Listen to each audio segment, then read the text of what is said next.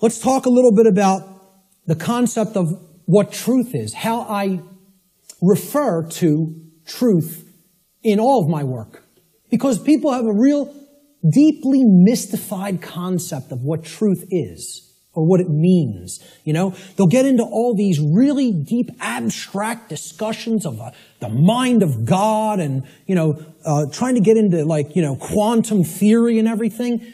This is mystification of the concept of the truth. And we have to demystify it. We have to bring it down to real simple, easy to understand language that anybody can comprehend. And then really completely delineate that from perception of any given thing. Because the two are not the same. When people say perception is reality, nothing could be farther from reality than that statement. Perception is not reality. Okay? It is just what it says, perception. Seeing through, perceive, to see through something. Like a lens or a filter. Okay? I perceive things differently without these glasses. That's one perception. When I put them on, I perceive things quite differently and more clearly. Okay? Well, that's how human perception works, like a lens. It's a filter. Okay? But what's there is the same thing. What's there is the same thing. All that changes how I perceived it. All right? So let's look at this concept. Truth is objective. That means that it's not dependent upon the perceptions of human beings. No one wants to hear that. That is a direct assault, a direct frontal assault on the human ego. Because everybody wants to hear, my perceptions are important. And we want to also believe my perceptions are accurate. Okay? Now people will say, well, what makes you say your perception of this topic is going to be accurate? That's because I went through the process of having to admit over and over and over and over and over again, endlessly, how wrong I was about my former perceptions. I went through that destructive process of breaking down my former belief systems, of breaking down my former emotional patterns, of most of all, changing my behavior. That's the thing that's the most destructive because we get attached to our behaviors and patterns. So asking people to change, I recognize it's not easy. It took me probably about 8 years of my life to do it. Most people don't want to spend a minute on creating personal change, let alone 8 years. And, when I look at myself, in all honesty, again, none of this is to sound egoic or to toot my own horn, but I look at it like I was a mild case of ego entrapment. A mild case compared to where I see other people at. I feel like I was the, very brittle stone that just needed to be hit with a chisel a few times and it broke into powder.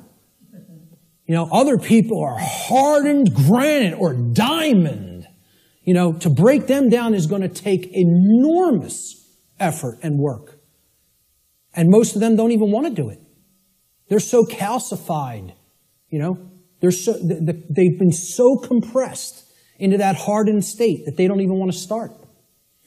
So I realize telling people your perceptions are not what really matters. That truth isn't based upon how you perceive things, that it's independent from your perceptions. Most people don't want to hear that. They don't want to hear that. Human beings' perceptions are capable of wavering. They can waver slightly from the truth, and they can waver wildly from the truth. All right? What truth is that which does not waver. It doesn't move.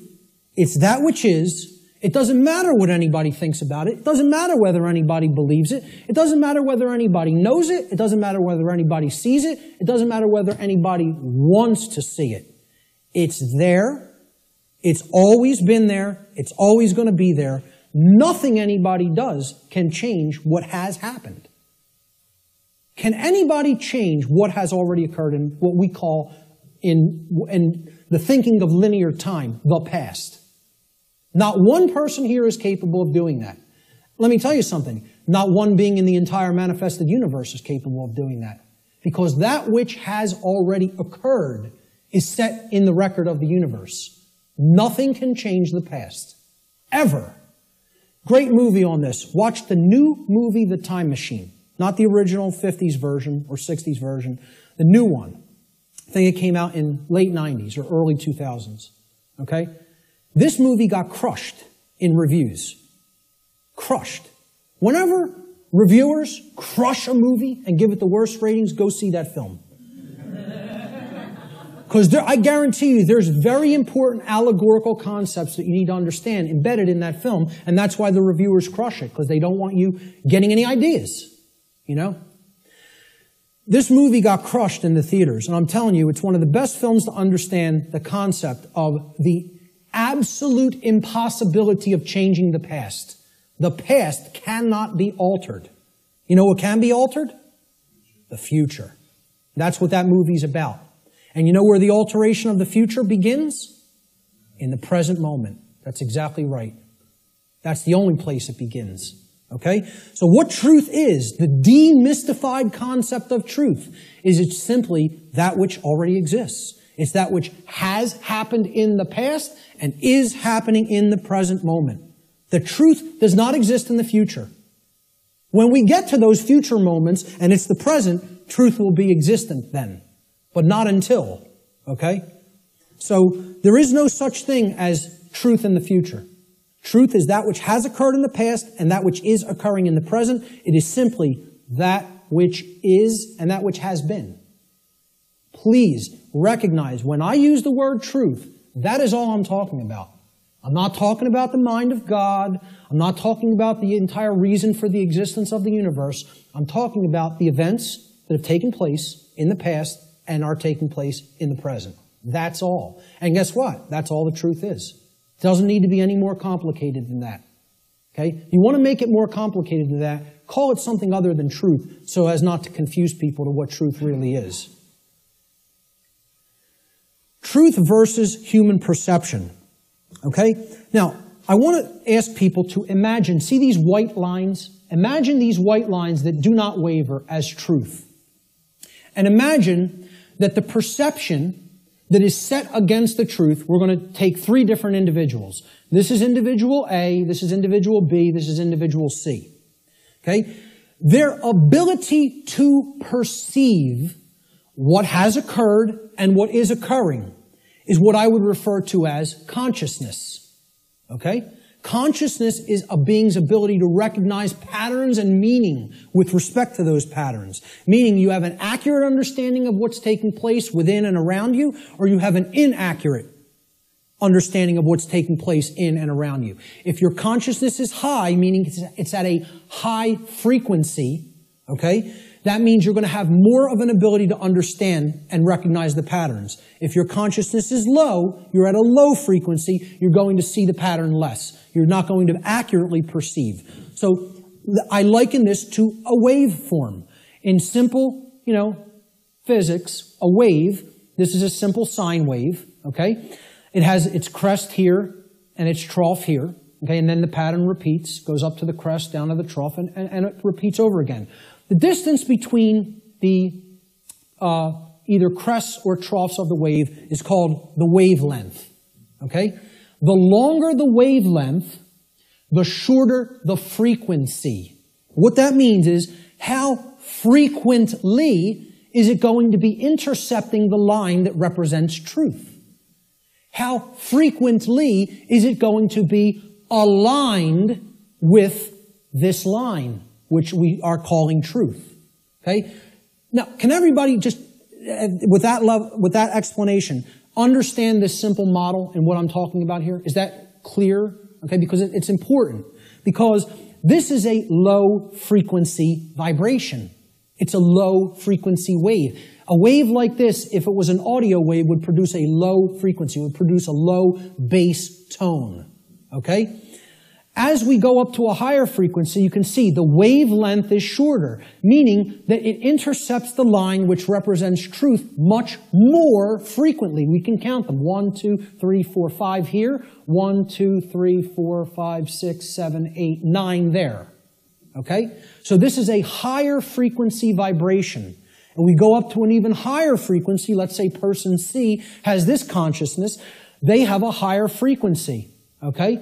and they're intercepting the line that represents truth, much more frequency. I won't count those out because there's a lot of them, okay? The higher the frequency, the more in tune with truth we are. What would happen if this frequency became infinitely high? What would it become? It would be indistinguishable from a line. And therefore, someone would be aligned to that which is. The higher the level of consciousness or frequency, which is their perception of reality being accurate, okay? Not wavering as much from the truth, because it's hitting it in more places. We would basically, this wave would turn into a line at some point, the higher the frequency went. Think about this in sound, right? You hear a low bass tone, it's like, then it goes up, and it would go eventually outside the range of human hearing because the frequency went so high. Same concept here. The higher the frequency, the higher the perception of reality, the quality of the perception is going to be. Okay? The concept to keep in mind here is perception is not reality. It's the filter we see reality through. What the human being's work is to do is to align their perception to the reality which exists, which is truth. We need to set aside what we want the truth to be and look at what it is. What it is altogether different than what we want it to be. But until we recognize what it is, we're not even in a position to make an accurate diagnosis of what's going on and therefore create what we want it to be. So I'm going to give the first quote here, comes from a gentleman I personally greatly respect. How many people are familiar with Travis Walton, by a show of hands? Hardly anybody in the room. Wow, 2 people. Amazing. And I know Barb is in the back because we've met him personally. I spoke with this gentleman at a conference last year in 2012. And I just want to say, I just think he's a totally genuine individual. I don't care what anybody thinks of me saying that, okay? I believe him. Do I know factually that what he claims happened to him did? No, I do not. But I believe what he is saying for a reason. When I am around somebody, especially for any length of time, I think my intuition is good that I can get a feel for their heart, okay? And when he's telling you stuff, it's very consistent. And in his book, he asks people, you need to listen to my whole story, suspend your disbelief for a minute, and then do your research, and then make a judgment call. Do you want to believe me? Do you think I'm telling you the truth? Do you think I'm lying to you? And then make up your own mind. Okay? And who Travis Walton is, he claims that he was an abductee, that he was taken on board an extraterrestrial craft at a point in his life. He disappeared for days. They were out looking for him, and his best friends were accused of murdering him.